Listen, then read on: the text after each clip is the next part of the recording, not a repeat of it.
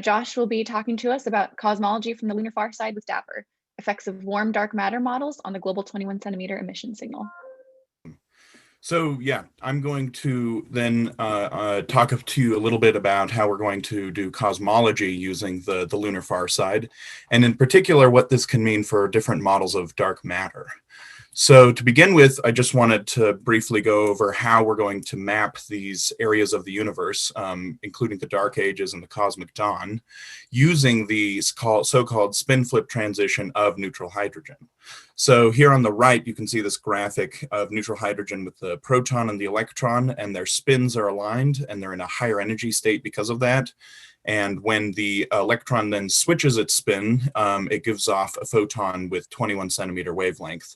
And that's the transition that we're looking for. And because the universe is filled with neutral hydrogen, there's a lot of this light going off, and it's very optically thin, so it's also something that we can use to probe these epochs where other light might be absorbed. And so this mechanism from neutral hydrogen is how we want to be able to look before there were even stars giving off photons, and then also actually as the first stars were born. And as Jack mentioned, part of the way we can do this is with the Lucy-DAPPER combination from the far side.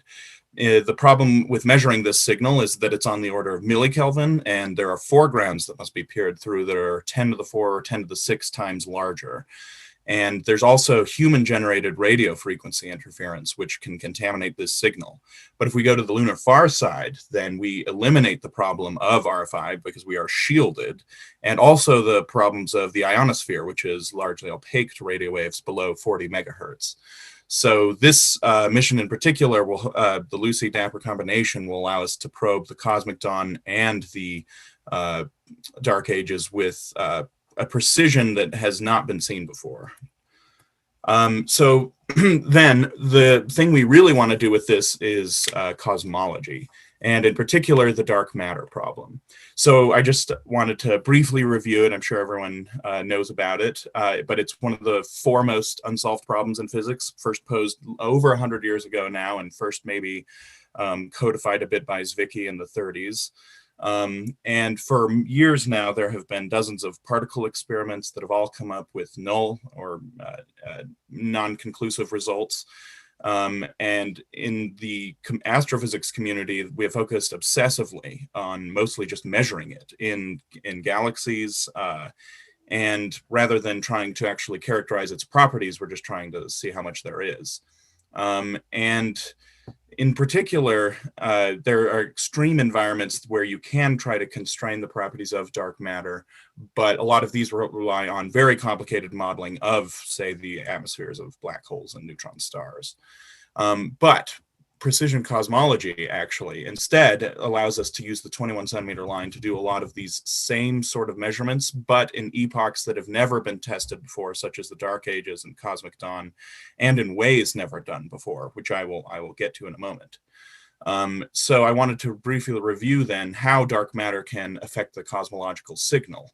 So if you look here on the right, you imagine we have a bunch of dark matter halos early in the universe, surrounded by neutral gas, which is the IgM, and depending on the size of the halo, you start to get gas that falls into these dark matter halos as structure growth occurs. And depending on the mass of it, it'll depend essentially on how much matter can fall into it and whether there are going to be stars and galaxies born in those halos. So in these larger ones, you can see that they collapse, they become the first stars and galaxies, and then they begin to give off UV and X-ray photons, which change the thermal history of the IgM. Now, the one that we're interested in this talk is warm dark matter. So in the case of warm dark matter, you get a diffusion of the small scale structure. So if I flip back and forth just briefly between the two, the cartoon shows the sort of diffusing of these smaller halos.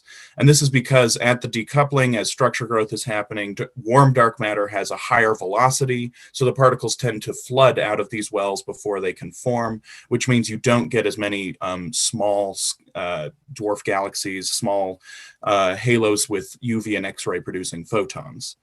And because of that, it's also going to change then, once again, the thermal history of the IgM.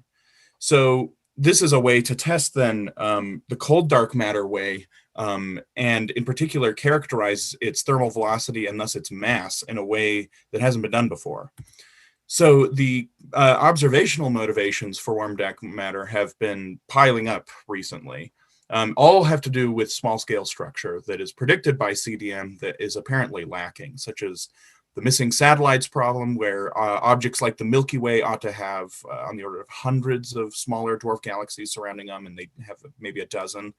The too big to fail other galaxies that are large, or halos that are very large, should have more galaxies forming in them, and they don't.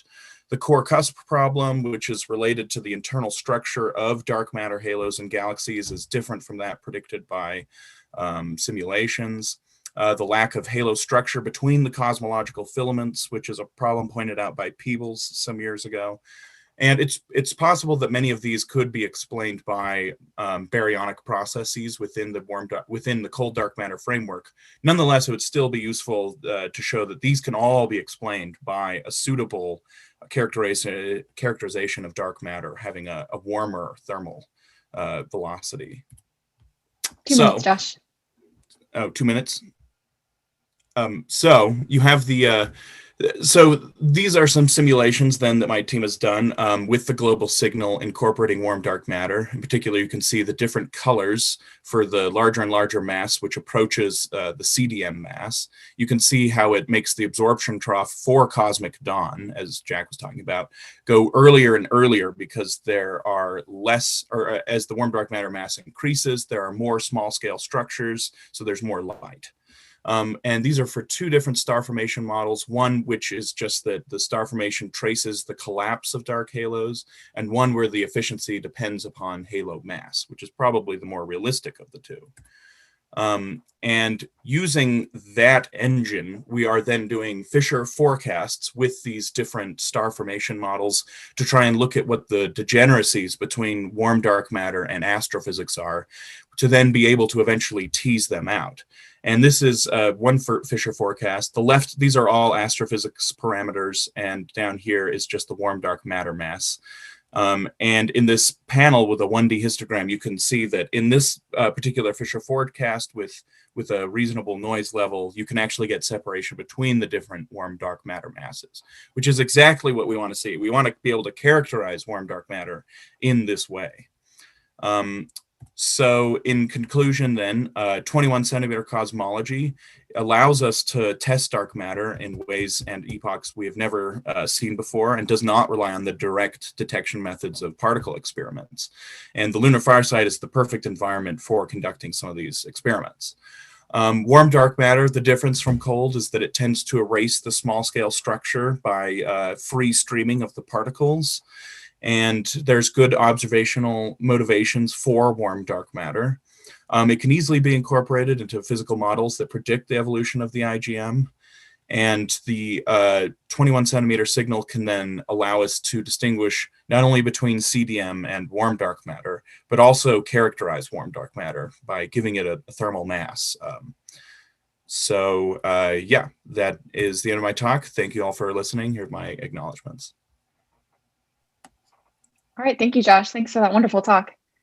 We have time for a few quick questions. There's one in the chat by Michael Nord again, our question champion. So Josh, China already has a transmitter at EML2, and there are others proposed. How can we ensure that the one pristine RFI environment in the solar system stays RFI free? Yeah, that's a good question. I know that some of the experiments that Jack was talking about, in particular associated with my team, also want to go into the craters on the moon, which I imagine will help a little bit, but obviously that you would still have the same sort of problem. If the the biggest challenge is characterizing the antenna and the environment as well. So if we could do that with the presence of other satellites there, then in principle, these systematics could be accounted for, but it's really all confounding problems that will make the experiment more and more difficult. So probably the best answer is we need to do this as soon as possible. Jack, you unmuted there. Did you have a comment? Well, I was just going to add to what Josh says.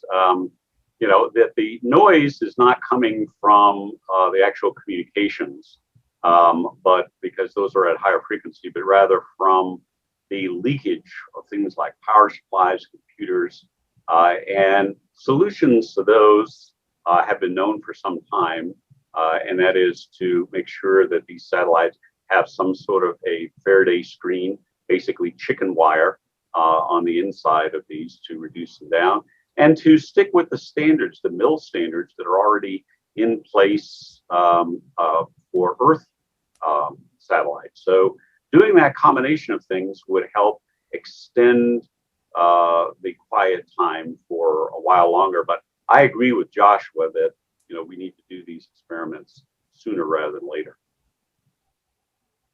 Yep, definitely.